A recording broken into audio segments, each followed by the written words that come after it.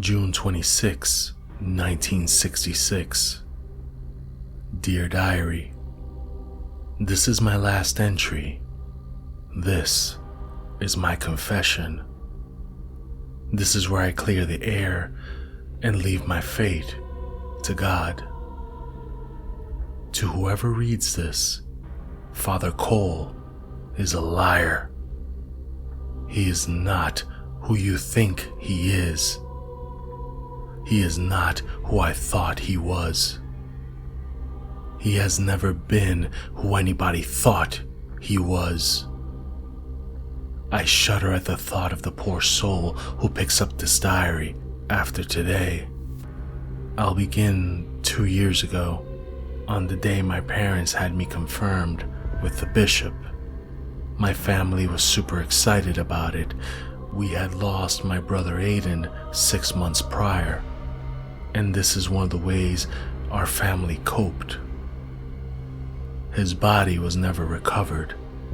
I was indifferent about the whole venture. All I wanted was to truly accept forgiveness of the Trinity into my life. I remember the bishop having me lower my head and reciting his words in Latin. He then rubbed oil on my head and told me that my faith was finally sealed. I was now a confirmed member of our church, and my family couldn't hold back their tears. Father Cole walked over to me and asked me how I felt. I didn't say anything. He then asked my family to let him and I go into his chambers so he can speak to me privately. He didn't seem happy. I remember he told me, "I want you to understand that my decision to let this happen was not about you. It was about your family.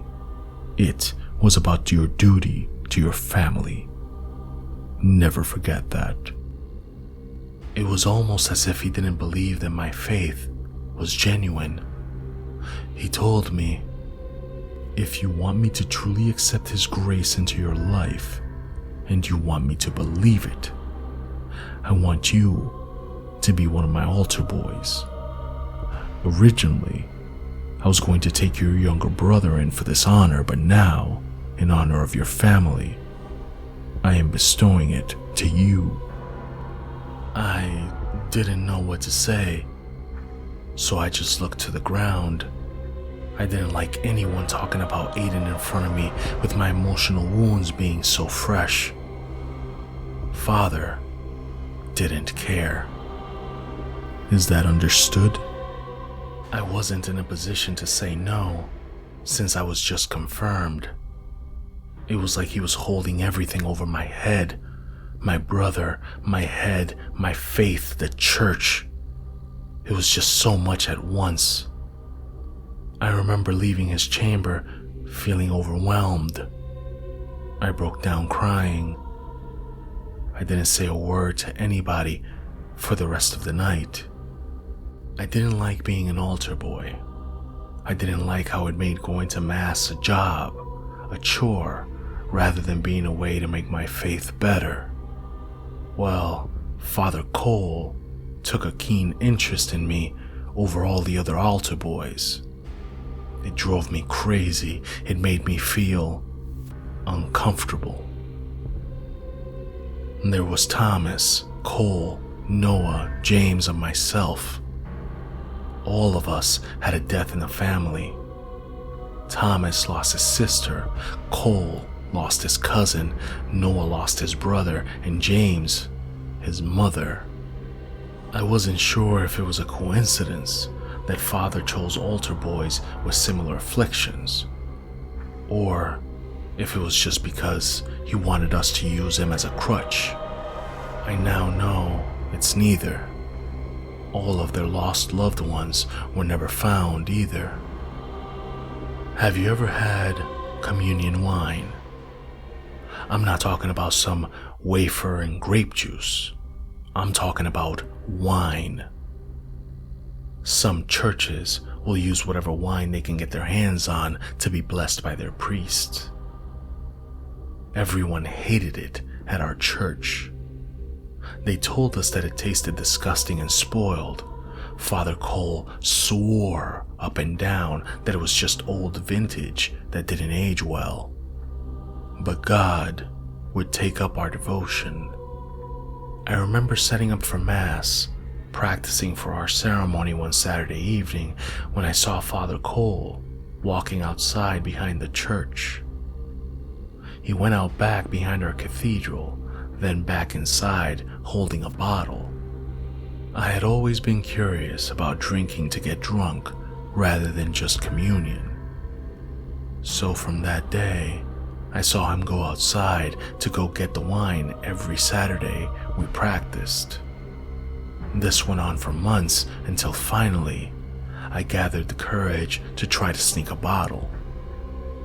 I asked Father if I could go home early, and he reluctantly allowed me to go. But I didn't go home. I went out back and hid behind the dumpsters in an attempt to see where he went to get the wine. Nobody knew where it was kept, so I had to sneak and watch him. I sat at that dumpster for what felt like hours, until I finally saw Father come out and open a wooden panel behind the cathedral wall. It leads down into the cellar. He came back up with another bottle in his hand. I decided to get back up and walk home. I knew now where he kept the wine. I turned the corner and was instantly met with the face of my priest. My heart sank to my toes, and he did not break eye contact with me. "You think I don't know what you're planning? Take a walk with me. I'll teach you something about wine." Father forced me back into his chambers and underneath his desk. He pulled out a bottle, took 2 glasses out of his drawer, and poured them. He then offered me one. I'm only 13. "Drink." I didn't say anything again. I've always been quiet and reserved. It drives my mom and dad crazy because they want me to say something and I don't. I said, "Drink!" My hand jerked. I grabbed the glass and drank the whole thing in one go. It was disgusting. It burned in my throat and had a faint taste of pennies. He poured another glass and told me to drink. "No, we will not leave here until you have drunk the entire bottle. After that, you can stumble home and tell your parents that you broke into the cellar and stole a bottle of wine." He poured glass after glass. I couldn't take it anymore. I stumbled out of my chair and threw up on the floor. He made me clean it. Father Cole was starting to get drunk too. He was slurring his words. I fell to my knees after throwing up, and I remember him walking up behind me. He touched me. Somewhere nobody had ever touched me before. Then he stopped. I was finally able to get back on my feet, and he said, "Tell you what, I'll make you a deal. I will speak to God on your behalf, and you will not tell your parents what happened tonight. If you do, you will end up like Aiden." I was shell-shocked. I wasn't sure what he meant by that. Did he mean that he was going to kill me? Was I going to die for just trying to score some wine? I stumbled home and didn't say anything to my parents. I just sat in my bed and cried. My stomach hurt so bad. The room kept spinning around me. I couldn't get that awful feeling out of my head and this overwhelming fear he gave me after that. The next day at service, Father Cole gave a sermon about curiosity being a ploy made by Satan to give in to temptation. He told the story of a young boy who broke into the wine cellar and drank himself to death. From then on, Father Cole stopped taking an interest in me. He wouldn't even look at me. Instead, he started getting really close to Thomas. He asked Thomas to do everything for him. I was so scared that Father Cole was going to pull something similar on Thomas. I remember the deal that he made with me not to tell anybody, so I couldn't tell him what had happened. No, what I needed was revenge. Maybe I couldn't tell anyone, but if I did something in retaliation, I believed that he would try to cover his tracks, that he wouldn't want to make a scene about the whole thing. So tonight, I made the decision to go to altar practice. I didn't say a word to anyone the entire night. We finished our practice and set up for tomorrow's service. I walked almost all the way home, and then I turned around. I wanted to go inside the wine cellar. I wanted to break every single bottle he had in there. I arrived at the panel and kicked it in. Inside, a putrid smell instantly hit my nose. I walked down the steps and was greeted by a sight of 5 corpses inside of cauldrons of ice. There were metal containers that contained large syringes and several shelves of half-empty bottles of wine. All of their necks were broken, and it was hard to make out their faces. That was, until I walked further into the room. One of the ice cauldrons that were sitting there, just sitting there, was Aiden, my brother who had been missing for so long. He looked so decayed, I could see the needle marks all over his decaying flesh. Did I or did I not make it clear to you that you would end up like your brother if you told anyone? I thought I made it clear to you that you were never to usurp your boundaries ever again. Did I not? I turned around. Father Cole was standing in the entrance with a knife. He started edging closer until he suddenly lunged at me. He missed and fell into one of the cauldrons. He tried to pick himself back up, but I grabbed one of the bottles off the shelf and hit him over the head.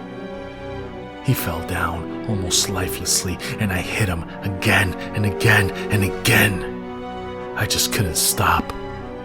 I finally put the bottle down and I ran home. That leads us here, to the end. I now realize what Father Cole had been making us do. He killed someone in our church by strangling them or breaking their neck. He put them in a cauldron of ice and held them down in his cellar behind the church. He took one of the young boys from each of the families and made them his altar boys. Then he took the communion wine and filled it with their blood. All of those Sundays, we were drinking their blood. We were drinking Aiden's blood. All those times. For anyone who reads this, I'm so sorry for what I had to do to Father Cole. This was my last entry. This is my confession. This is where I clear the air and leave my fate to God. To whoever reads this, Father Cole was a murderer. He was not who you thought he was. He was not who I thought he was. I shudder at the thought of the poor soul who picks up this diary after what I did. In the name of the Father, the Son, and the Holy Spirit, I commend my faith to the one above.